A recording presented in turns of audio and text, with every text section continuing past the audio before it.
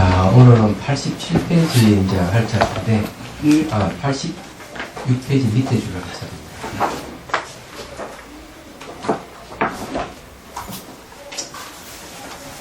이제 전번 시간에, 장님은 보느냐 하니까, 안한 존재는 보지 못합니다. 했죠. 그렇지만은, 장님도 오히려 본다, 이렇게 얘기했습니다. 무엇을 보느냐면 깜깜한 것을 본다, 이렇게 얘기했죠. 그래서 이 본다는 게, 근데 안난 존재가 또 문제 제기를 하긴 했죠. 했지만은, 우리가 암실에 들어가서, 눈 있는 사람도 암실에 들어가면은 깜깜한 게 보이죠. 마찬가지로 이제 이 눈이 망가져서 사물을 보지 못하지만 오히려 깜깜한 걸 보고 있다는데 주목해야 됩니다. 그래서 이 보는 마음은 바뀌지 않는다는 거죠. 죽지 않은 놈이다 하는 겁니다. 눈이 보는 게 아니고 결국 보는 마음이 본다, 이렇게 좀 결론이 났어요. 그렇지만 아직까지 이제 이 본다는 것에 대해서 명확하게 우리 또 알 필요가 있어요. 우리 일상생활에 보면은 대상 따라서 마음이 이리 흔들리고 저리 흔들리고 그러지 않습니까? 대상 따라서 마음이 흔들리기 때문에 그 속에서 죽지 않은 놈이 있다면 대단한 것이죠. 그렇겠어요? 자, 좀 읽어보면서 이제 그걸 한번 얘기를 해보도록 하죠. 86페이지 밑에 단 그때, 제일 밑에 가면, 그때 세종께서 도라면같이 빛나고 거물 모양의 손을 들어 5 손가락을 펴 보이고 안난과 여러 대중들에게 말씀하셨다. 부심 손이 아주 부드러운 손이라는 거죠. 그걸 이렇게 거물 모양인 손, 거물은 부심 손이 물깎이면 줄에 이렇게 뭐가 있는 거예요. 그래서 이걸 들어서 대중에게 보여줬다 이죠. 그러면 이제 대중에게 얘기를 합니다. 내가 처음 성도한 노경원에서 아야다 등 5 비구와 너희들 사부 대중에게 일체의 중생들이 보리는 깨달음입니다. 깨달음과 및 아라한을 이루지 못하는 것은 다 객진 번뇌의 잘못됨이라고 했는데 너희들은 그 당시 무엇으로 인하여 깨닫고 이제 성스러운 결과를 이루었더냐. 자, 객진 번뇌의 잘못. 우리가 깨달음 얻지 못하고 아란이라는 성인의 경지에 이르지 못하는 것은 객진번뇌라고 합니다. 그러니까 이게 무엇인지를 여러분 알아야 돼요. 객진번뇌.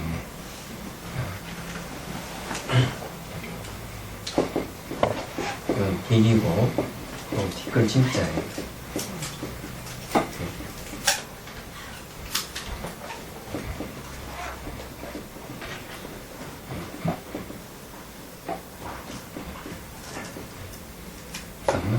객진번뇌. 자, 이게 이제 객은 주인이 아니라는 거요. 티끌이라고 하는 거는 바뀐다는 그런 뜻이에요. 요건 이제 교진여라는 스님께서 이제 설명을 하겠지만 객진번뇌라고 하는 게 도대체 어떤 것이냐 가르쳐 드릴게요. 이번에 그 세월호 사건 났지 않습니까? 그 배가 전복된 원인은 화물을 과적했다. 얘기하자면 화물을 과적했기 때문에 이 배의 복원력이 떨어져가지고 물살을 센 데에 가서 이 커브를 틀 때 넘어져서 이제 이게 복원이 안 된 거죠. 그래서 침몰해버린 겁니다. 그러나 이 과적에 이제 화물을 과적했다는 것은 왜 과적을 했느냐 하면 사람의 그 입장료, 사용료보다는 화물의 가격이 더 비쌉니다. 얘기하자면. 그렇기 때문에, 돈이 눈이 멀었어. 화물을 과적하게 된 거죠. 그걸 탐욕이라고 합니다, 탐욕. 그러니까, 대상에 대해서, 돈이라 하는 대상에 대한 탐욕이죠. 그래서 그걸 객진번뇌라고 그러는 겁니다. 탐욕이 객진 번뇌예요. 탐욕이. 그때는.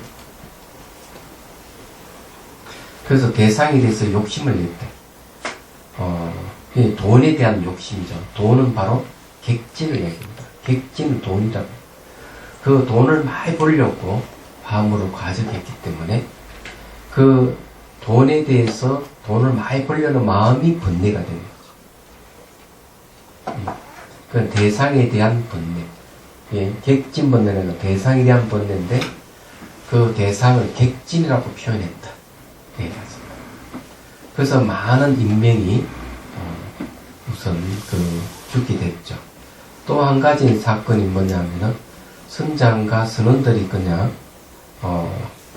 다른 그 승객들에게는 그냥 그들을 있으라 해놓고 자기네들은 배에 빠져나왔다. 그럼 이것은 자기 목숨을 살리려고 하는 행위인데 이런 행위를 객진번뇌의 작용이라고 그래요. 얘기하잖아. 다른 게는 없어요. 살고자 하는 마음. 그러니까 사람들은 다른 사람의 내부로 자기 목숨을 건지려고 했던 것이죠. 이거는 이기적인 것이죠. 근데 이는 이기적인 것을 번뇌라 그래요. 이기적인 것. 그 이기적인 이 번뇌인데 그럼 객진에 해당하는 게 뭐냐면 자기 목숨이에요. 네. 자기 목숨을 희생해서 다른 사람을 구제해야 되는데도 불구하고 그러지 못하고 자기 목숨을 건지려고 그런 행동을 했는 것은 객진번뇌 때문에 그런 행동을 했다. 이래 보는 겁니다. 그런 분들이 이제 뭐가 부족하냐? 연민심이 없다. 연민심. 연민심이 없어서 그래요. 연민이라 하는 말은 상대의 고통을 빼앗아 없애주는 걸 연민이라고 합니다. 상대의 괴로움을 구제하는 걸 연민이라고 그래요. 그런데 이 사람들은 상대의 괴로움을 구제하기는 그냥 자기를 구제하는 것이죠. 말하자면은 그걸 이제 이기심이라고 말. 그런 걸 이제 객진번뇌라. 이런 걸 상당히 많습니다. 일상생활에. 그런 것이죠. 상대를 배려하는 마음이 없는 것. 이런 것이 다 객진번뇌에 속하는 건데 이 객이 뭐고 진이 무엇인지를 우리는 확실히 알 필요가 있습니다. 말하자면. 그래서 객이 뭐고 진이 뭔지 알면은 그것에 대해서 소유하려는 마음, 집착하려는 마음이 안 생기겠죠. 그런데 이게 우리는 보이고 들리는 이 세계 자체가 다 객진인 줄을 모르고 그냥 계속 소유하려고 하는 것이죠. 이제 이 외에 이제 문제가 되느냐? 자, 그 문제가 됩니다. 거기 이제 한번 읽고 또 한번 그 이유를 설명해 드릴게요. 때에 교진녀가 일어나서 부처님께 살이었다. 저는 지금 나이가 많지만 그래도 이 대중 가운데서 유독 알았다라는 이름을 얻게 된 것은 아야교진녀라는 이름을 붙였습니다. 아야교진녀라는 말이 이제 알았다는 그런 뜻인 것 같아요. 여기 이제 무슨 말인가면요. 이것도 그 이유가 있습니다.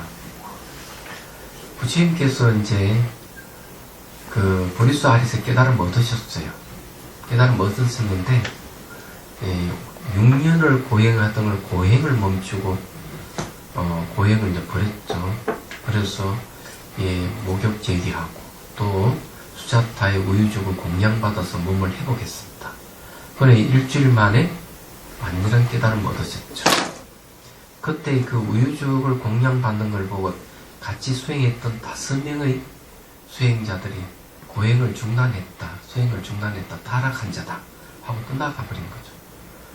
근데 그네들 어디에 가 있었는가 하면은 약 240km가 떨어져 있는, 그러니까 이 보리수가 있는 곳이 부타가야입니다. 부타가야 대탑에서 240km 떨어져 있는 녹양원, 사슴동산인 거죠. 거기에 가 있었던 거죠. 그래서 부처님 깨치고 난 뒤에 이제 찾아갑니다. 왜 찾아가는가 하면은 당신이 깨달은 법을 들을 만한 사람들이 벌써 자기를 가리킨 스승도 돌아가셨고 부처님이 지도했던 알라나 까람마라든지 이런 분이 돌아가셨어요. 근데 이제 그러더라도 같이 수행한 다스미 수행자를 떠올리고 찾아간 거죠.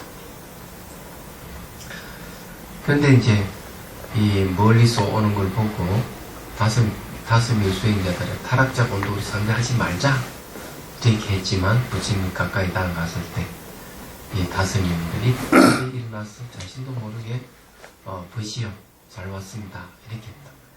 그때 부처님께 하시는 말씀이 나를 버시라 하지 말아라. 나는 이미 모든 번뇌를 이긴 자, 진리를 깨우친 자, 붓다다 하고 선언을 했죠. 다스미 수행자도 어떻게 당신이 붓다가 됐다고 함부로 얘기할 수가 있느냐. 당신은 고행을 중단한 타락자가 아니냐. 이렇게 맞받아쳤죠. 이때 부처님께서 이렇게 얘기합니다. 손을 당신의 얼굴을 가리키면서 내가 어느 때 있지는 얼굴이 빛나는 적이냐. 몸이 빛이 나니까.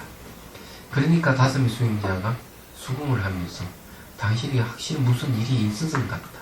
그런 얘기를 한번 들어보기로 하자. 그래서 이제 저기 경전에 보면은 3명을 앉혀놓고 법을 쓰라면은 2명은 탁발해오고 2명을 앉혀놓고 법을 쓰라면 3명은 또 탁발해오고 이렇게 맨날 며칠 지났대. 그러다 어느 날 바로 이 교진자라는 분이 하고 막 깨달아 하고 이제 감탄사를 합니다. 그걸 지금 탁 깨달은 거죠. 지금 본문을 듣고 그리고 이제 나머지 4명은 차례대로 이제 깨달은 거예요. 이제 아라한이 됐고 그래서 그때 부처님께서는 여기는 6명의 아라한이 있다. 당신도 포함해서 그렇게 얘기했습니다. 그러다 처음으로 하고 감탄사를 내지르면서 깨달았기 때문에 아야 교신이야. 너는 아야라고 하라. 이름을 붙여준 거예요. 그래서 그게 알았다는 그런 뜻입니다. 말하자면 이해가 됐죠. 근데 뭘 알았느냐? 그 알의 내용, 깨달은 내용이 이런 겁니다. 유독 알았다라는 이름을 얻게 된 것은 객가진 이 2발자의 의미를 깨닫고 성스러운 결과를 이루었기 때문입니다.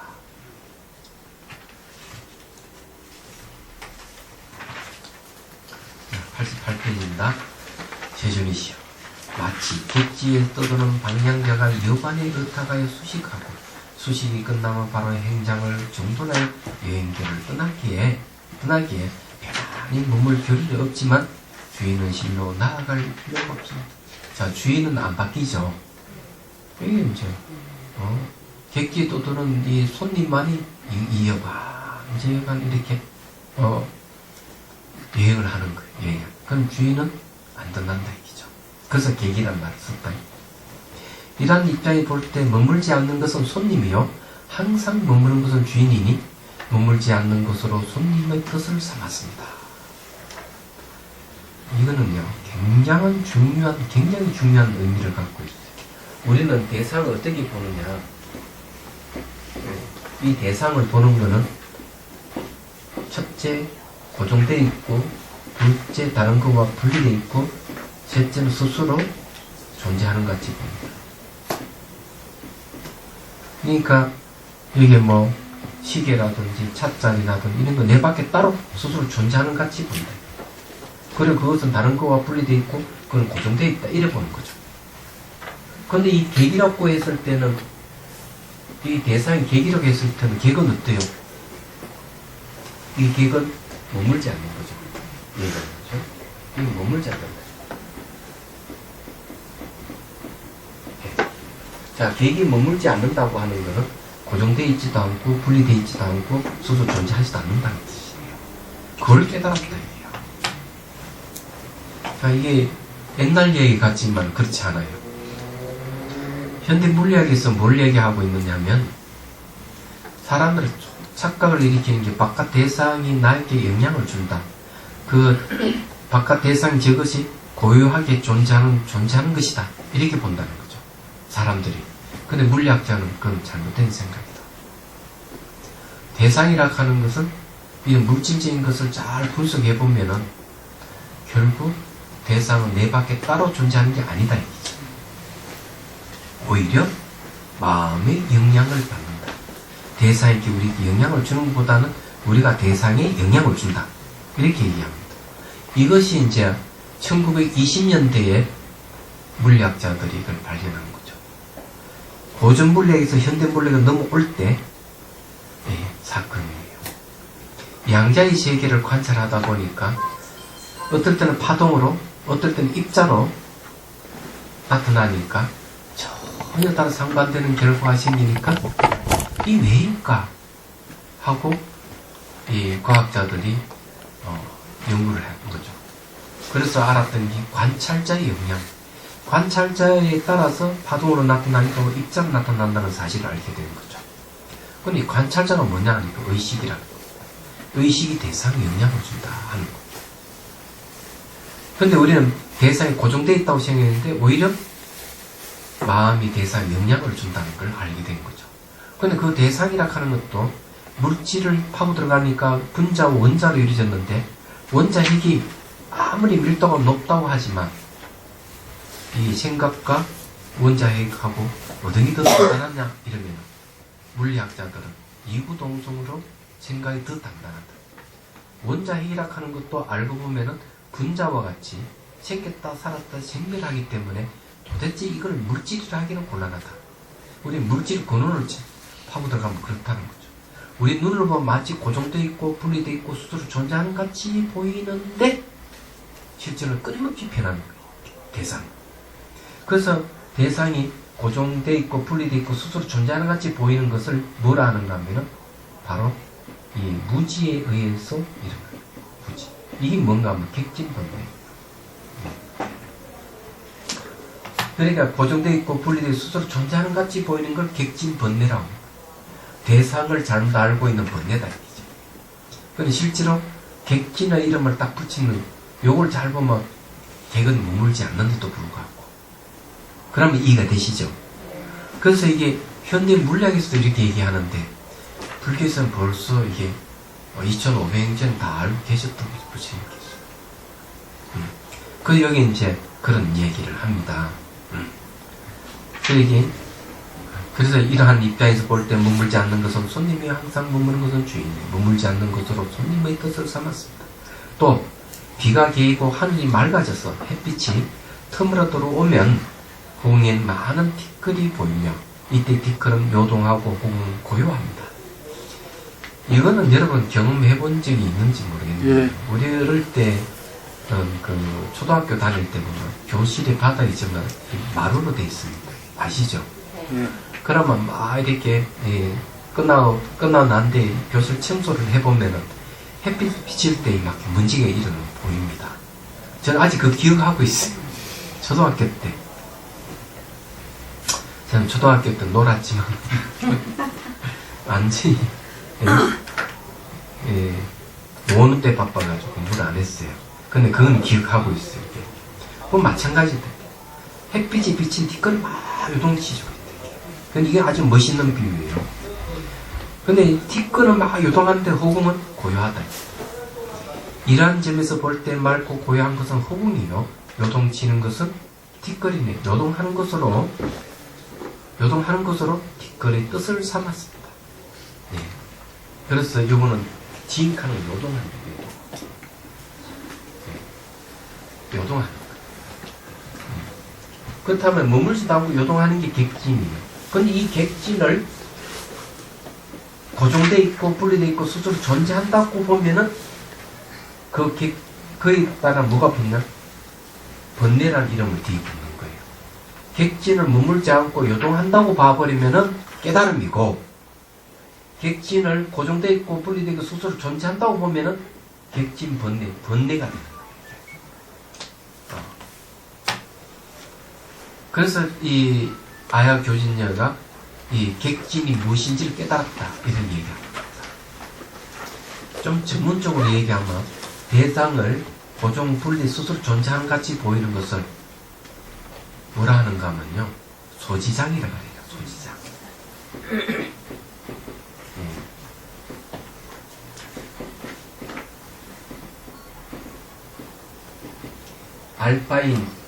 알바인 대상에 대한 장애 이런 뜻이에요. 그럼 이런 이 대상에 대해서 고정되어 있고 분리되고 스스로 존재한다고 보면요, 그 다음 파생하는 번뇌가 뭔지 아십니까? 파생하는 번뇌는 탐욕과 성냄이에요. 그런 여러분들 명확하게 이해를 하셔야 돼요. 탐욕과 승리. 자, 그러면 이 탐욕과 승리는 뭘 근거로 하는가 하면은 바로 무지를, 그죠? 고정돼 있고 분리돼 있어서 존재한다고 보는 거예요. 그래서 이런 번뇌를 갖다가 객진 번뇌라 하는 거예요. 객진을 무물자하고 요동치는 것으로 본다면 절대로 번뇌는 아니에요. 그래서 그 객진을 소유하려고 하는 마음이 안 생겨요. 탐욕이 안 일어납니다. 또 소유하지 못해서 오는 화를 내질 않는 거죠. 근데 이걸 고정되어 있고 불이 스스로 존재한다고 본다면 이 객진이 뭐 번뇌가 되는 거예요. 예, 그런 객진 번뇌가 되는 거예요. 그럼 이런 게 현실적으로는 그럼 어떻게 일어나느냐? 자, OECD 국가 중에서 우리나라 자살률 1위입니다. 이혼율 1위. 아시죠? 이게 뭘 의미합니까? 자살한다 하는 건 자살을 왜 합니까? 네? 자살은 단절에서 오는 거예요. 단절. 단절은 탐욕이 극대화되면요. 성냄이 일어납니다. 자기를 죽이는 건 성냄의 표현이에요. 이혼하는 것도 똑같습니다. 탐욕과 성냄이 쏘는 거죠. 이런 일이 왜 벌어지는가 하면 대상이 고정되어 있다는 생각이 쏩니다. 근데 그 대상이 내 뜻대로 움직여주지 않으면 화가 나는 거죠. 결혼해가 부부 사이라도 남편이 아내를 뜻대로 할 수 없다든지 아내가 남편을 뜻대로 할 수 없으면 싸우는 겁니다. 그걸 뭐라 하는 줄 아면 성격 차이라 그래요. 그래 이혼을 하는 겁니다.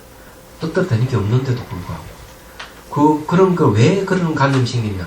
내 밖에 따로 있다고 생각, 존재한다고 보니까 그런 거예요. 바로 존재. 관계성으로 보지 않는 거죠.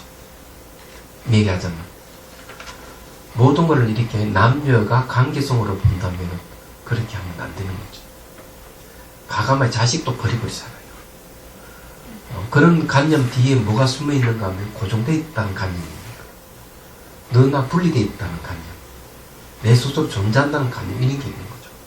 그래서 그런 관념이 있을 때 상대를 볼 때도 뭘 보는가 하면 여러분들 저기 뭐고 장사하는 사람을 볼 때 이런 경우가 있죠. 돈으로 보인다는 사람이 있어요. 돈. 사람을 보는 게 아니라 사람을 돈으로 보는 거예요. 그게 대표적인 겁니다. 그게 이제 뭔가 하면 세월호가 바로 그런 거죠. 사람을 돈으로 환산해 본 거죠. 그렇기 때문에 사람을 진짜까지 가감하게 버리는 현상이 생깁니다. 그냥 생명윤리를 저버린 것이죠. 생명윤리를 저버리는 이유가 어디 있느냐? 바로 탐욕과 성냄이 있는데 그 뒷면에 이런 무지가 도사리고 이게 소지상이라 알바인 대상에 대한 장애예요. 다른 말하면 객진에 대한 오해입니다. 객진을 보지 못하기에는 객진 번뇌가 됩니다. 우리 현실이에요, 그대로 이거는. 이 경전에서 얘기하는 것이 그냥 옛날 얘기가 아니고 현실 그대로 얘기를 하고 있는 거예요. 너무 무섭다. 얼마나 무서운 세계 사람인지 알 수 있어요. 뭐가 무서웠냐? 사람이 무서운 게 아니고 번뇌가 무서운 거예요. 그래서 이 번뇌를 다스려야 돼요. 말하자. 그리고 우리 이게 뾰족뾰족한 이 마음을 길들여야 돼요. 거칠고 뾰족한 마음을 부드럽게 길들여야 돼요. 이게 필요한 겁니다. 그래서 우리가 공부하는 이유가 여기에 있는 거죠. 되게 여러분들이 화가 났다 이러면은 내 대상은 고정되어 있고 불이 수술 존재하는 같이 보는구나. 그냥 무지에 걸려 있구나. 이렇게 생각해요. 백화점에 어디가 가게 가서 물건을 보고 욕심이 생겼다 이러면 내가 또 무지에 걸려 있구나. 빨리 이렇게 반성을 해요. 네, 그렇게. 그렇게 대번에 반성할 정도면 수행이 이건 그 지금 방법 알게 드리잖아요. 반성하라. 한참 지났어도 괜찮아요. 1시간, 2시간 지났어도 아이고 내가 무지에 걸려 있었구나. 이렇게 반성을 해요. 이렇게 맹장지, 공장지 하루에 3번 반성하라 그랬죠. 반성하는 것은 범부의 깨달음이에요.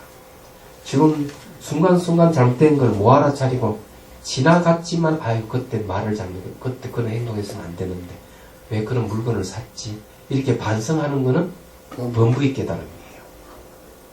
이런 깨달음만 범부의 깨달음만 있어도 칠지 악업이 없어진다고 대승기신론에서 얘기합니다. 7개의 악업이 살생, 도둑질, 삿된, 음행 이런 악업을 짓지 않게 돼요.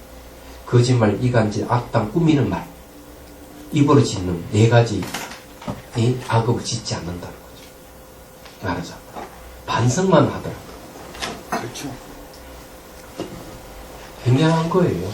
여러분들은 윤리라 하는 거는요. 불교에서 말하는 불교의 윤리 특징이 뭔 줄 아세요? 반조입니다. 자기를 되돌아보는 거예요.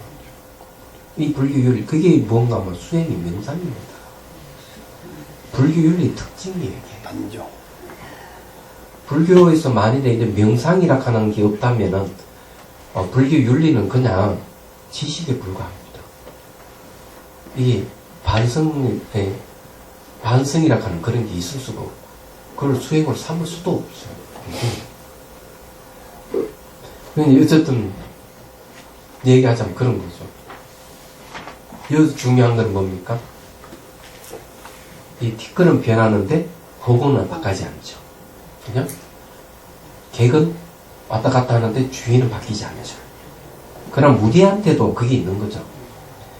눈에 보이고 들리는 이 세계는 변하는데 주인은 안 바뀐대. 보는 마음 그건 바뀌지 않는다. 근데 허공에 비유했죠. 거지죠. 이게. 자, 요거 반대되는 건 주인이고요. 이 진에 반대되는 건 뭡니까? 허공입니다.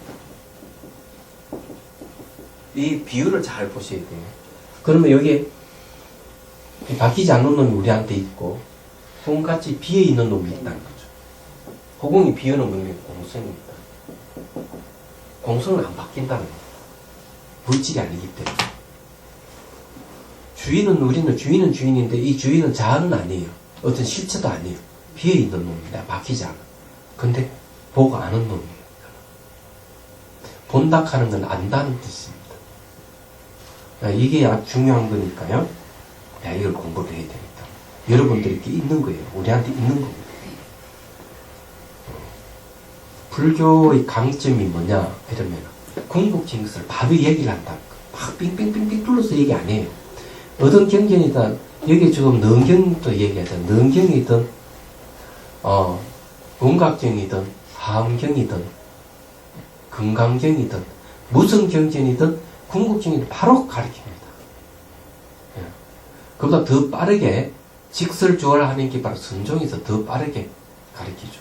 이것이 무엇인가 하는 이것이 바로 가르치는 그 대상이 궁극적인 거예요. 경전에는 상세하게 그 궁극적이 무엇인지 얘기를 해주는 거죠. 얘기하자. 근데 불교의 특징이에요. 그냥 숨기고 이러지는 않아요. 자, 봅시다. 자, 지금부터 이제 중요한 거예요. 주인이 뭐고 객이 뭔지를 가리고요. 티끌이 뭐고 홍이 뭔지를 가리는 내용이 나옵니다. 그때 바로 여리께서는 여러 대중들 앞에서 5손가락을 구부렸다가 다시 펴시고 폈다가 다시 구부리시어 아나에게 말씀하셨다. 너는 지금 무엇을 보았느냐. 자, 앞에 우리가 하나 또 상기해야 될 게 있습니다. 앞에 이제 장님을 비유해가지고 이 보는 마음에 대해서 얘기를 했어요. 그죠? 보는 마음에 대해서 이게 눈과 폰은 망가져도 보는 마음은 이게 망가진 게 아니다 그랬죠. 근데 암실에 들어가면은 우리 눈이 있어도 깜깜한 걸 보듯이 눈이 있어도 눈을 보는 게 아니죠. 왜냐? 깜깜한 데는 뭡니까? 눈이 아무 소용이 없잖아요. 근데 뭘 봅니까? 깜깜한 걸 보는 것은 보는 마음 그걸 이제 지적하는 거죠. 근데 안 한 존재가 그래도 깨달음을 설사 그런 얘기해도 깨달음을 못 얻었어요. 안 한 존재 못 얻는데 다시 부처에게 더 말씀해 주시기를 기다리고 있었죠. 그건 뭔가 하면은 도대체 그 보는 마음 이 견하는 거 이게 무엇인지 그 내용을 알고 싶어 하는 마음이 있는 거죠. 이게 죽지 않는 놈을 내가 알긴 알았지만 죽지 않는 놈의 내용이 무엇인지를 하나는 이제 몰랐던 거예요. 그래서 그전 시간에 뭘 얘기하면 부처님께서 더 설명해 주시기를 간절히 바라는 마음으로 더 부처님 쳐다보는 거죠. 네. 그 쳐다보는 표정이 뭔지 모르시죠? 네. 어린 나이가 어른 눈을 쳐다보면서 사탕 주기를 바라는 그런 촉촉하게 눈을 빛내면서 그런 안 줄 수 없죠 그런 거. 너 비유가 너무 지나쳤습니까? 그래서 이제 부처님께서 이제 또 설명을 쭉 하잖아요. 그게 이제 그 아야 교진인을 통해 가지고 객진이 무엇인지를 밝혀냈죠. 얘기하자면. 근데 여기에 이제 덤으로 하나 더 가르쳐 드릴게요. 소지장이 이게 이제 바로 무지를 무명을 얘기합니다. 무명인데 이 소지장에 의해서 뭐가 생겨? 번뇌의 장애가 일어납니다. 네. 번뇌장이 일어나는 겁니다.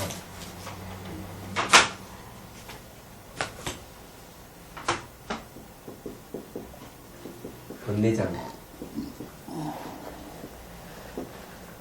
자, 이 소지장의 대상이 쉽게 말해가지고 이 대상을 잘못 범으로 해서 내 안에 뭐가 생겼냐? 번뇌가 생겨. 그게 번뇌장이에요. 그 번뇌장이 뭐냐? 번뇌장이가 뭐냐? 기본적인 것. 네. 탐욕과 성냄입니다. 다른 거 더 얘기하면 교만, 의심, 삿된 견해 이런 것들이 기본적으로 대상을 잘못 범을 해서 내 안에 그런 것이 일어난다. 그러면 이해가 되시죠? 소지장과 번뇌장의 관계를 설명한 거예요. 요즘 말하면 대상을 잘못 보면 대상을 고정되어 있고 그 대상은 다른 거고 분리되어 있고 그 대상은 마치 스스로 존재하는 것 같이 보인다면은 안에 번뇌 장애가 일어나는 거예요. 그게 기본적인 건 탐욕과 성냄이 일어난다. 탐욕과 성냄이 일어나는 것만이 아니죠. 의심, 교만, 삿된 견해 가지 번뇌가 다 일어나는 거예요. 그게 번뇌 장애예요. 관계가 이렇게 되는 거예요. 그래서 대상을 우리 잘 봐야 돼. 대상. 그래서 이제 수행을 하다 인식할 대상이 없을 때 인식 주관도 같이 사라지면서 주객이 사라지면서 깨달음을 얻는 거예요. 그런 겁니다. 굉장히 말을 많이 했죠.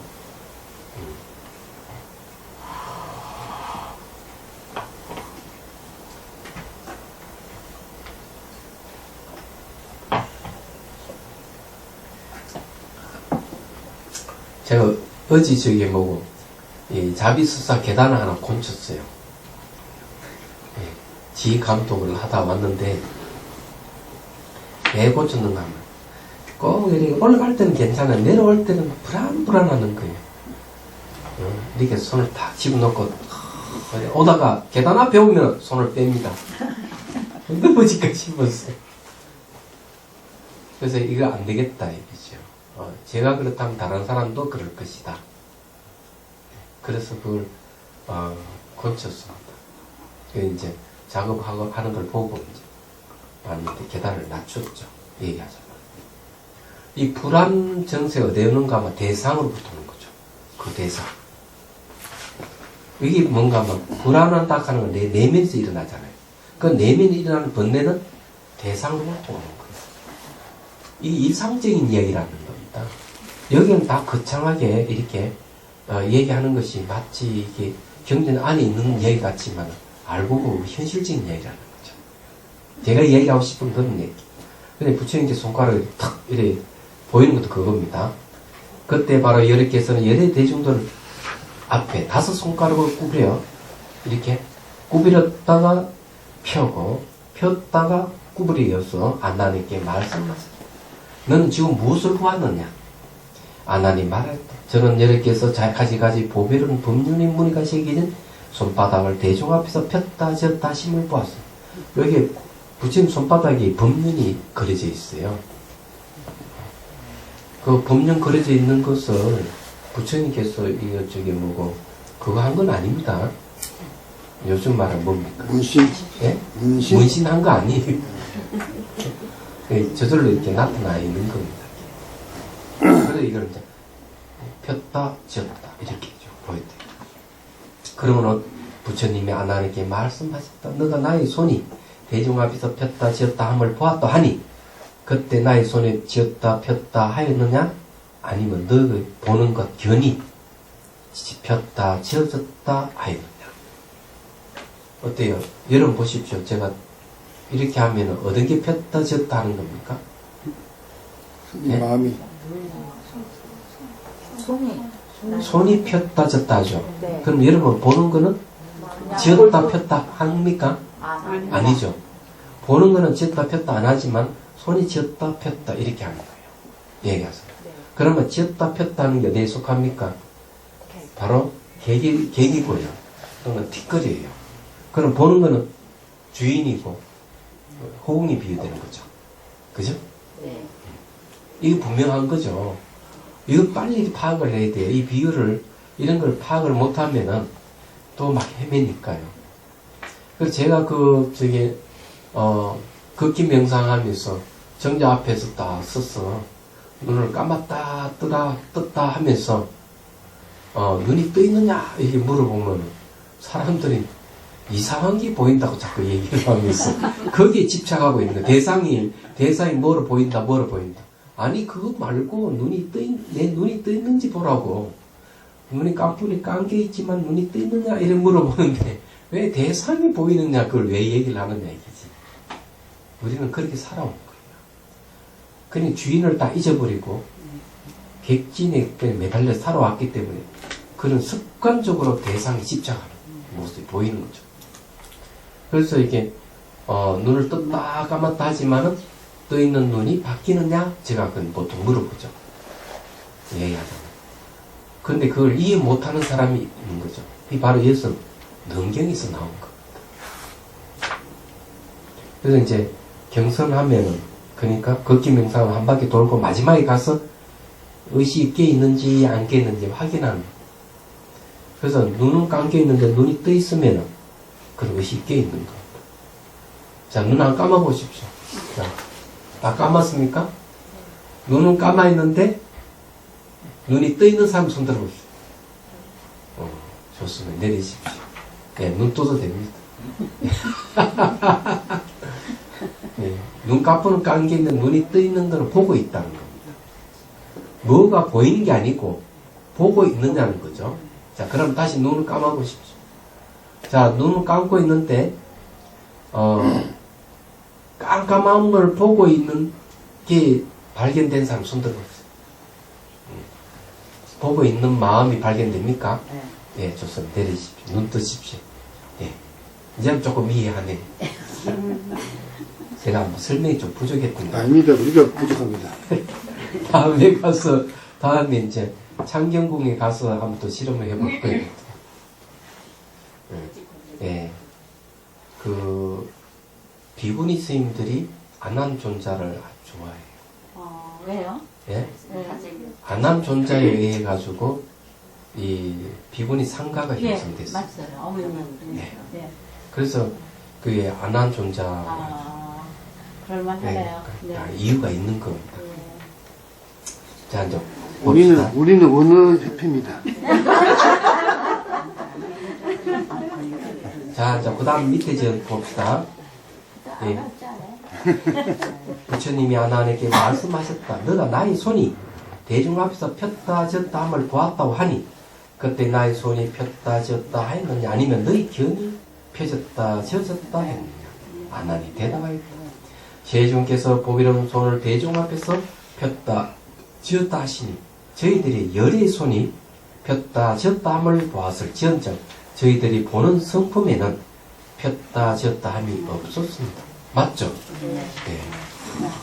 이게 참 이제 주인과 객이 분명해지고 호응과 뒷거리 분명해진 겁니다. 이걸 우리 잘 알아야 돼요. 그래도 아직까지는요, 이 본 견의 성품에 대해서 그 내용이 아직 안 드러나 있습니다. 말은 그 내용이 무엇인지 우리 알아야 돼요. 그런 걸 좀 못 하게 돼요. 그리고 이제 또 여기서 또 얘기하는 것도 뭐가 있는가 하면은 앞으로 또 이 우주에 대한 이야기도 또 할 거예요. 단지 우리 마음의 성품에 대한 얘기하는 게 아니라 그와 연관되는 바깥 이 대상에 대한 얘기도 다 나옵니다. 그런 수행이 되어서 나오고 그럴 겁니다. 자, 90지. 부처님이 말씀하셨다. 무엇이 움직이고 무엇이 고요했느냐? 아나니 말하였다. 부처님이 손은 머물지 못하였으나 저희들을 보는 성품이야 오히려 고요해졌다 할 것도 없는데 무슨 머물지 않느냐고 할 것이 있겠습니까?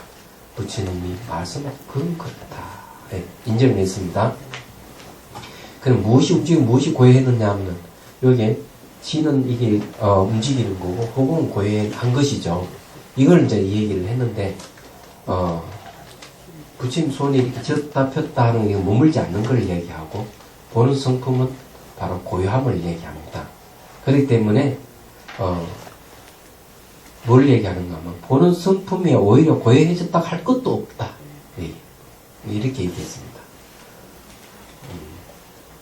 그래서 이게 한 발 더 나아가는 거죠.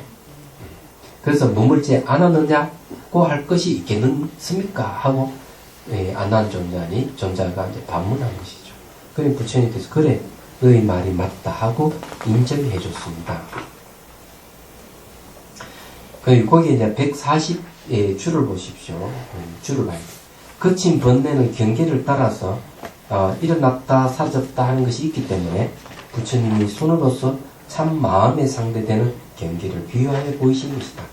처음은 열고 합한 것을 물어서 요동하는 티끌을 밝히시고 다음에는 움직이고 고요함을 물어서 머물지 못하는 객을 밝히셨으니 다 경계에 있고 마음에 있지 아니하기 때문에 성품에는 열고 합함이 없고 성품에는 고요하고 머무는 것이 없다고 한 것이다. 아주 명쾌합니다. 그는 모든 건 대상에 이 대상이죠. 이 주먹에는 뭡니까? 이게 주먹을 이제 이렇게 움직였다 움직이지 않았다. 또 열고 닫음이 있지만은 우리 마음에는 뭐가 있습니까? 움직이고 고요함이 없다는 거죠. 말하자면 대상에는 있는데 대상에는 있지만은 보는 마음에는 없다 하는 거예요. 그래서 성품에는 보는 성품에는 열고 닫는 것이 없고 성품에는 머물고 고요함이 없다는 거죠. 그래서 이게 아예 우리 성품이 어떻게 고요해졌다고 할 것도 없다 이죠. 이렇게 대상에는 있는데 우리 성품은 그거마저 없다 이렇게 얘기하는 거죠. 그러면 이해가 되시죠? 네. 이건 주 객을 나눠가 객에 있게는 폈다 오므렸다 하는 이게 이게 있는 거죠. 폈다 오므렸다 하는 건 뭡니까? 움직이는 것이죠. 그죠? 그럼 가만히 있는 거는 움직이지 않는 것이죠. 대상에는 그것이 있다. 그렇죠. 우리 성품에 애초 처음부터 이게 폈다 오므렸다 하는 것이 없기 때문에 고요하다, 머물지 않는다 이런 게 없는 거예요. 그래서 여기서 얘기하는 게 머물지 않는다고 하는 말 자체도 우리 성품에는 맞지 않다. 이렇게 안 하니 얘기하는 겁니다. 자, 그 다음에 이제 봅시다. 다시 이제 좀 더 세밀하게 이제 얘기합니다. 이게 세밀하게 얘기하는 한 번은 얘가 잘 안 되니까 여러 번 반복해서 이해를 시키려는 거죠. 그래 부처님은 굉장히 자비로운 분이에요.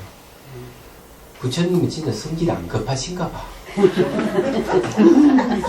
제가 배워야 됩니다. 저는 성질 급해가지고 조금만 이게 잘 안 되면 그만 이게 막 올라오거든요. 저것도 몰라? 이렇게 올라오는데 부처님은 그러고 또 다시 또 설명을 그런 분이 또 한 분 있었어요. 달라이 라마 스님. 제가 경험했던 거거든요. 2000년도인가 우리 스님들이 가서 이제 여러 스님들하고 달라이 라마 스님을 대담을 했어요. 송강사 스님들하고. 제가 송강사 할 때니까. 그때 청전 스님이 자리를 마련해 줬습니다. 세 가지를 한 사람한테 3개 질문을 하는 걸로 했어요. 그래서 제 차례 돼가지고 제가 질문을 다 했어요. 다 끝났어요. 근데 다 끝났는데 뭔가 마음이 조금 섭섭함이 좀 남아있는 거죠. 그래서 제가 달라라마 스님한테 하나 더 질문해도 되느냐고. 그때 시간이 딱 이렇게 대담 시간 1시간밖에 없었어요. 근데 흔쾌히 해도 된다 이게요. 그래서 이제 마지막 질문 또 하나 있어요. 저 4개 질문했어요. 마지막 질문이 뭔가 하면 무아의 핵심이 뭡니까? 딱 그랬어요.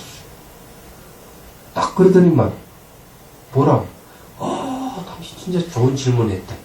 그때 여러 스님들 전부 다 질문 다 했지만 좋은 질문 했다는 얘기는 한 번도 안 했는데 내가 마지막에 딱 하니 그 얘기는 좋은 질문 했대요. 그런데 그 다음에 이 달라이라마 스님 태도가 좀 다른 거예요. 뭘 하는 거예요? 아주 이 할아버지가 손자에게 설명해 주세요. 상세히 설명을 하는 거예요. 그 청전스님이 통역하기 좀 답답죠. 그러다 반박자 쉬는 사이에 내가 질문에 또 던졌습니다. 뒤에 뭔가 하면 허공은 텅 비어 있지만은 허공 자체는 없는 것이 아니듯이 무아의 핵심도 그와 같습니까? 딱 이렇게 물었어요. 제가 이 질문한 이 내용은 하은경 개송을 가지고 던진 겁니다. 그러니까 달라이라마 스님이 쭉 있던 허리를 쭉 펴요. 쭉 이렇게 펴더니만 당신 말이 맞습니다. 이러고는 끝난 게 또 설명을 또 하시는 거야. 이 부처님도 한번 얘기하셨으면 거체대로 또 설명하듯이 또 설명 또 하는 거야. 그러니까 이 비서진들이 시간이 오버되니까 안절부절 하시. 그러거나 말거나 당신 이야기할 건 다 하는. 그래서 감동받았어요. 이렇게 상세하게 설명해 주시다. 이야. 네. 너무 그때 좋았어요. 대담에. 대담 내용 3개는 나중에 기회 되면 또 설명해 드릴게요. 여기서 부처님이 또 이제 자세히 또 설명 또 하는 거예요. 여러께서 법륜이 무늬가 새겨진 손바닥으로부터 하나의 보배 강명을 날려, 자, 손바닥에 뭐가 빛이 생긴 빛을 싹 날려, 손을 펴니까 강명의 빛이 쫙 나는데 이렇게 하는 거죠. 날려서 아난의 오른쪽에 비추시니, 즉시 아난의 머리를 오른쪽으로 돌려보고 다시 아난의 강명을 아난의 왼쪽에 비추니 아난이 다시 머리를 왼쪽으로 돌려보았다. 자, 이게 뭡니까? 대상 따라서 이렇게 움직이는 걸 얘기하죠. 머리가. 부처님이 아난에게 말씀하셨다. 너희 머리가 지금 무엇 때문에 요동하였느냐? 아난이 대답하였다. 저는 여러께서 묘하고 보배로운 강명을 놓아 저희 좌우에 보내셨기에 좌우로 이를 보느라 저희 머리가 움직였습니다. 좌우로. 그러니까 요즘만에 이게 손전등으로 요래 비추니까 머리가 저쪽으로 가고 요래 비추니까 이쪽으로 비추니까 머리가 이쪽으로 움직이는 같은 얘기죠. 아나나 너가 열의 강명을 빛을 보내고 좌우로 머리를 움직였다고 하니 너희 머리가 움직이느냐 너희 보는 견이 움직이느냐. 분명하게 이제 세기를 박는 거죠. 어떻습니까? 머리가 움직였죠. 네. 보는 견은? 그럼 이 말은 보는 이 견, 이 마음은 물질이 아니라는 얘기입니다. 그렇죠? 예. 예. 그래서 너희 견이 움직이냐 하니까 제주니시여 저희 머리가 스스로 움직였을지언정 저희 보는 성품이야 움직였다 커졌다 할 것이 없는데 무슨 요동하였느냐 뭐 할 수 있겠습니까? 부처님이 말씀하셨다. 그건 그렇다. 하고 또 인정을 했습니다. 이 말은 무슨 말이냐 하면요. 머리가 이렇게 뭐 움직이지만 우리가 보는 성품은 움직임이 없다는 얘기죠. 그건 141주에 한번 보십시오. 네. 미션 번뇌를 몸과 함께 생기는 구생이라고 하는 것이게 이 몸과 함께 생기는 게 이제 바로 미션 번뇌라고 얘기합니다. 이 구생기 번뇌를 그래요. 이런 건 선천적 번뇌를 합니다. 그러므로 아나님 머리에 의지하여 성품에 상대되는 상을 비유하여 보인 것이다. 아울러 요동하는 티끌, 진가, 머물지 못하는 객이 다 모양, 상에 있고 성품에는 있지 아니한 것이기 때문에 성품에 본래 거침이 없거니 무슨 요동이 있겠는가 한 것이다. 머물지 않음을 묻지 않은 것은 앞에서 이미 밝혔기 때문에 생략한 것이다. 하고 이제 자세히 설명을 했네요. 그러면 여기서 이제 분명히 있습니다. 대비를 잘 시켰네요. 상과 성을 대비시켰어요. 상은 움직임이 있는데 성품은 움직임이 없다. 그래서 이 보는 성품은 바로 마음을 얘기하는데 이 보는 성품은 바뀌지 않는다는 거죠. 머리는 이렇게 바뀌죠. 자, 대상 따라서 머리가 움직인다는 것은 그거는 객진 번뇌 맞습니다. 왜냐하면 대상 따라서 머리가 움직인다 하면 마음이 움직였다는 겁니다. 마음이 움직인 거예요. 자, 마음이 움직인 것을 뭐라고 하면은 여기 분명히 얘기해 있습니다. 몸과 함께 생긴다고 했어요. 몸하고 함께 생기기 때문에 구생기 번뇌를 합니다. 구생.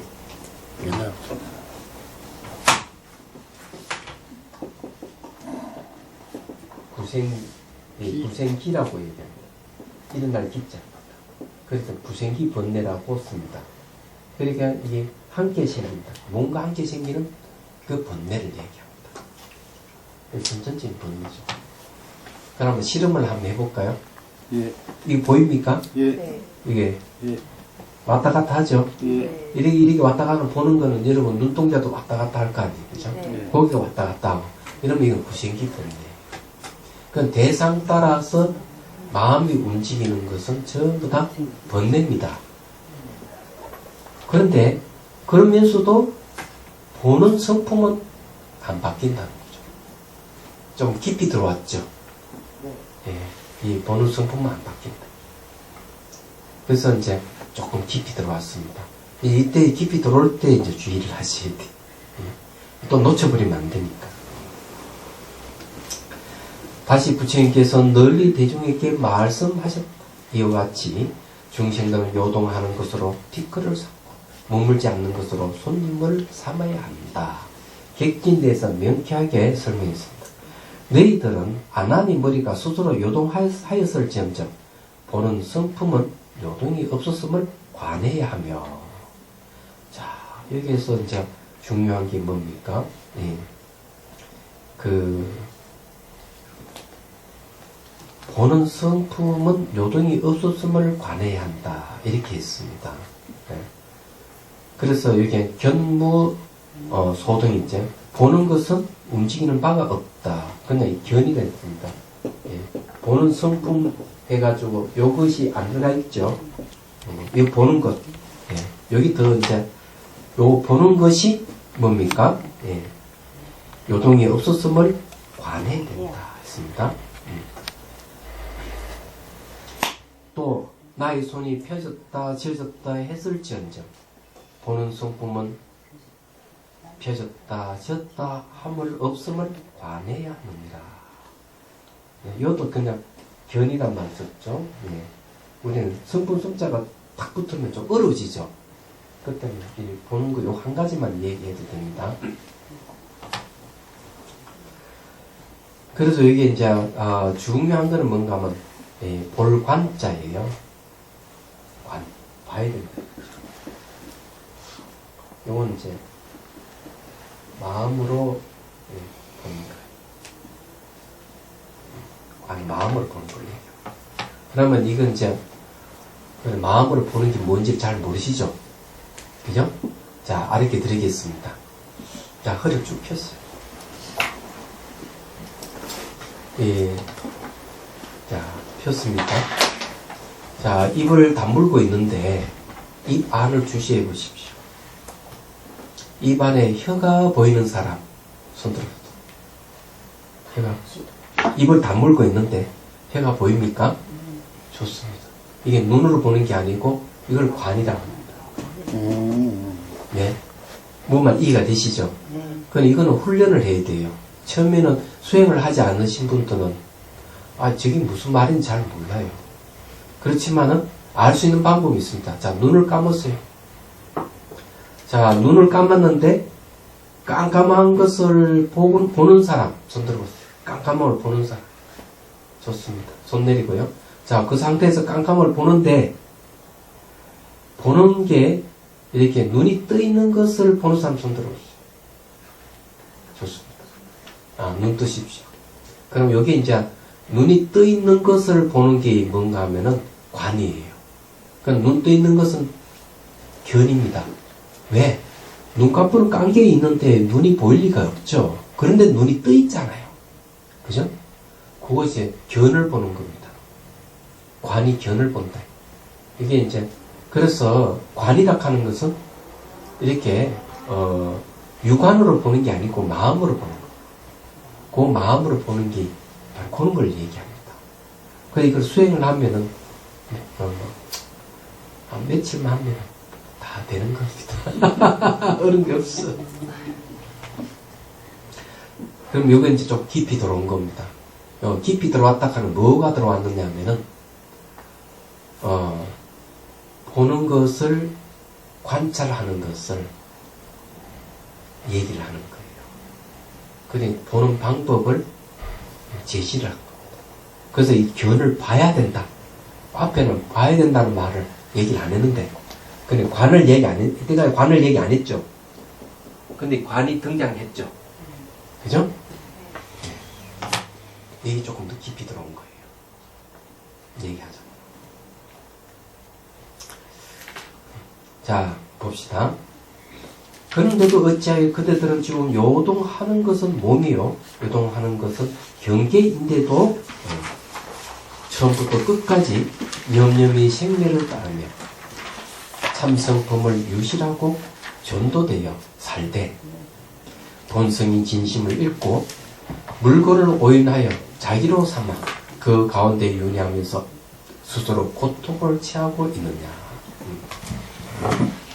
자, 여기에 염염이 생매를 한다 하는 말은 처음 끝까지 생각의 생매를 따르며, 이거는 생매를 따른다 하는 대상을 인식한다는 거죠. 대상을 인식하게 되면은 마치 이 머리가 좌우로 대상 따라서 머리가 좌우로 움직이듯이 생미를, 대상 따라서 마음 움직이는 건 전부 다 생미를 얘기합니다. 그것도 염염이라고 하는 건 찰나찰나 순간순간 이 생미를 따른다. 그건 참성품 유지. 이때 참성품이 뭡니까? 견입니다. 보는 걸 얘기합니다. 보는 것은 바뀌지 않는다. 그게 뭡니까? 계기에 반대되는 주의, 뒷거래 상대되는 허공을 이 얘기를 하는 거죠. 비유입니다. 그죠? 이거는. 그거는 비유예요. 그럼 이게 보는 성품, 이게 보는 것을 보는 성품이라 불렀습니다. 예. 그래서 보는 것을 보는 성품, 이렇게 이제 불렀는데, 이 보는 마음은 안 바뀌는 거죠. 이게 아주 중요한 거예요. 그래서 이제 부처님께서 얘기를 한 거죠. 그래, 대상 따라서 물을 오인하는 사물을 오인해 자기로 삼았다. 사물을 오인해 자기로 삼았다. 그 가운데 윤회하는 스스로 고통을 취하고 있다. 그러면 그건 뭘 잃어버리는 겁니까? 자기 참 마음을 잃어버려. 진심을 잃어버려. 참다운 마음. 진심을 잃어버린다. 네. 그게 이제 보는 거. 보는 놈을 잃어버린다. 이게. 그래서 이 보는 놈은 숨도 쉬지 않고 땀도 흘리지 않는 거. 근데 이건 수행을 하게 되면 이게 나타나는 거예요. 수행을 하면 이게 나타나기 때문에 이걸 분명하게 여러분들이 아셔야 돼요. 근데 수행을 하게 되면은, 요쪽이 요게 밝아져요. 요분이. 많이 밝아. 좀 지나면 머리가 전등불같이 환해지는 현상이 생기고. 이런 현상이 생길 때는 여러분들이 이제, 의식이 깨어있다는 걸 얘기를 하고, 이 불빛같이 의식이 깨어있는 상태, 그런 상태를 표현할 수가 있습니다. 자, 그러면 오늘은 요거까지 하겠습니다. 예. 오늘 내용은 이 분명하게 객지를 설명하면서 주인이 뭐고 티끌을 얘기하면서 변화되는 호공이 무엇인지를 분명히 밝혔습니다. 우리에게 주인이 있죠. 그리고 구원같이 비어있는 놈이 있습니다. 그 놈은 바뀌지 않는 거예요. 우리에게 갖춰져 있는 그걸 이제 참 마음이라고 할 수 있고 진심이라고 할 수 있어요. 자아는 아닙니다. 자아는 절대로 아니라는 사실 알아야 돼요. 이걸 이제 얘기했는데 다음 시간에 제 2권을 설명할 거예요. 2권부터는 이제 점점 이제 깊이 들어갑니다. 본성, 진심이 뭔지, 그 내용이 뭔지 우리가 알아야 돼요. 왜 그것이 바뀌지 않는지를 그걸 알아야 될 거 아니에요. 그죠? 야, 공부 많이 했다. 벌써 1권을 뗐어요. 대단합니다. 그죠?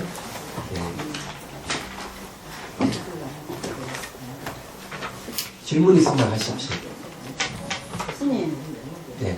그 선장이 잘못했다고 모든 사람이 다 선장을 외면하잖아요. 천장? 선장, 예. 세월호 선장 예. 잘못 예. 했고 그렇게 비난을 우리가 하는 이 마음은 무슨 마음이에요? 대형의 지금 나하고 지금 나보다 어쩌고 그러고 직접적인 원인도 없는데도 불구하고 분노하잖아요. 그거는 이제 뭔가 하면요. 얘기해 드릴게요. 그 중요한 질문이니까. 우리는 모든 존재는 상호 의존하고 있어요. 상호 의존하고 있는데, 이 상호 의존하고 있는 이것을 배반한 겁니다. 그 이기심이에요. 버리고 나왔다 합니다. 우리는 의식적이든 무의식적이든 상호 의존하고 있다 하는 걸 압니다. 그것은 애기들 있잖아요. 2살, 3살만 돼도 벌써 공감을 해요. 상대의 의도를 이해하고 그리고 도와주려는 마음 내고 이럽니다. 벌써 어린애 때도 그렇거든요. 근데 애들이 왜 그런 마음을 내는가? 벌써 어머니 품에 안겨가지고 벌써 그 젖을 빨면서 그걸 배우는 겁니다. 얘기하자면. 그럼 모든 존재 상호 의존하고 있다 하는 관계망으로 이루어진 세계예요. 근데 그렇게 버리고 혼자 나왔기 때문에 비난을 받는 거예요. 다른 이유가 있는 게 아닙니다. 그죠? 본인은 그것을 모를 수가 있어요. 그걸 무지라고 해요. 본인이 그런 사실을 모르는 무지입니다. 그렇지만 우리는 객관적으로 봤을 때 그런 걸 사건을 통해서 우리가 그런 걸 무의식적으로 알게 된 거죠. 그렇기 때문에 다 리본을 달고 그거 가지고 또 분향소에 가서 전부 다 이렇게 애도를 하고 하는 게 이 관계망에 대한 각성이에요. 저는 그렇게 봅니다. 그래, 그게 아주 그런 건 좋은 현상이에요. 근데 지금 사회 너무 경쟁하면서 경쟁은 뭔가 하면 너는 누구 난 나다 하는 전제하에서 경쟁을 하고 있거든요. 그렇게 길렀어요. 그러니까 어려서부터. 예. 네. 아니 교육을 그렇게 받아. 그러니까요. 그렇게 교육을 국가도 그렇게 우리가 정책을 그렇게 네. 썼습니다. 네. 그렇게- 가정에서도 그래요. 예. 다 집어치우고 예. 대학에 가야 되고. 네. 그래서 이게 회복해야 됩니다. 이걸 다시 그렇죠. 관계성을 회복해야 돼요. 근데- 어린아이들도 네. 이타심을 내가 도와주는데 3살만 돼도 벌써 어른의 의도를 알고 도와줍니다. 애가. 그런데 어른이 내가 그런 걸 다 잊어버려요. 왜? 객진 번뇌에 물이 들어가지고 대상으로 오인했기 때문에. 그러면요, 스님, 저는요, 좀 다른 생각도 해봅니다. 그 선장이 잘못한 거는 뭐 기정사실이에요. 그렇지만 그 선주라든가 회사에서 그 선장을 비롯해서 선원들한테 그런 안전교육을 시키지 않았어요. 그런 네. 책임이 정말 선장은 뭐 그냥 운전만 하고 뭐 이렇게 월급 받고 이런 마음으로 임하도록 환경이 그렇게 맞습니다. 조성이 된 거예요. 예. 그럼 저는 꼭 선장한테만 모두 책임이 있는 양 우리가 회사를 보내야 되느냐 저는 그런 아니죠. 생각이에요. 예. 그렇죠. 그렇죠. 이거는- 맞는 말씀입니다. 선주가 이거는요 더 정말 책임져야 돼요. 더 책임이 많아요. 지금 얼마나 조용합니까 선주는? 안 그렇습니까? 예, 지금 이제 예. 아니 뭐 액션 취하는 게 별로 없어요. 그냥 뭐 잘못했습니다. 근데 그 사람도 진짜 선주는 아니잖아요. 예, 진짜 지금 네. 저 다 파헤치고 있습니다. 그 때문에 그러니까 저는요, 네. 제가 좀 다른 생각이라는 거는 선장이 잘못한 거는 기정사실이지만 모두 선장한테 책임이 있느냐, 100% 있느냐, 하여튼 예. 많은 부분에서 그렇게 꼭 해야 되는가 예, 저는 맞는 그런 말입니다. 생각도 해요. 전쟁에 가가지고 무지하잖아요, 예, 선장은. 전쟁에 가가지고 네.